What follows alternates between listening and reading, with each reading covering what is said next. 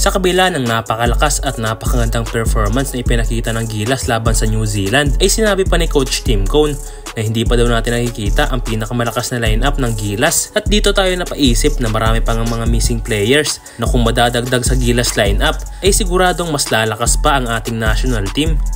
So unahin na nga natin mga boss ang viral sensation na si Renz Abando, isang athletic shooter at hustle defender pa. At kayang-kaya nitong magbigay ng energy sa buong team dahil sa kanyang pagiging high flyer at mga unbelievable dunk at hustle sa loob ng court. At isunod naman natin itong si Jordan Heading na isa ring legitimate sharpshooter na kaya ring maging point guard at the same time. At minsan na rin niyang napatunayan yan sa kanyang mga Gilas game noon. Andito rin ang bagong bata ni Coach Tim Cone sa Ginebra na si RJ Abarientos, isang elite point guard na may magandang court vision at passing skills. Maaasahan din to sa kanyang scoring ability at walang takot na sumalaksak sa ilalim at pumupukol din to sa tres.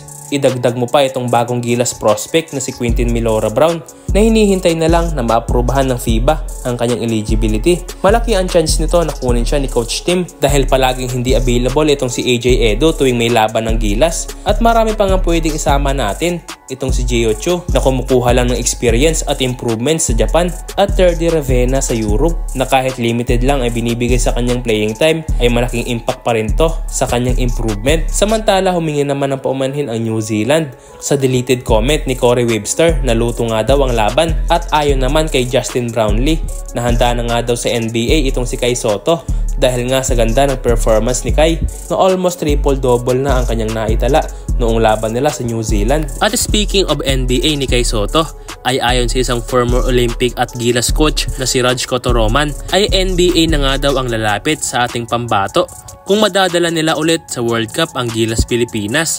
At dagdag pa niya na kung magpapatuloy pa nga daw ang magandang performance ni Kai Sotto ay sigurado nga daw na NBA na ang lalapit sa kanya.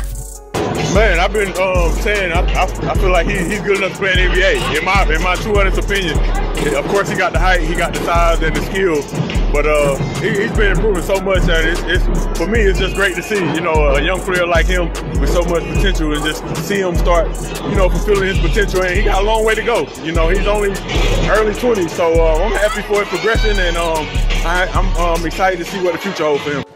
There was a foul on that one. Brownlee back to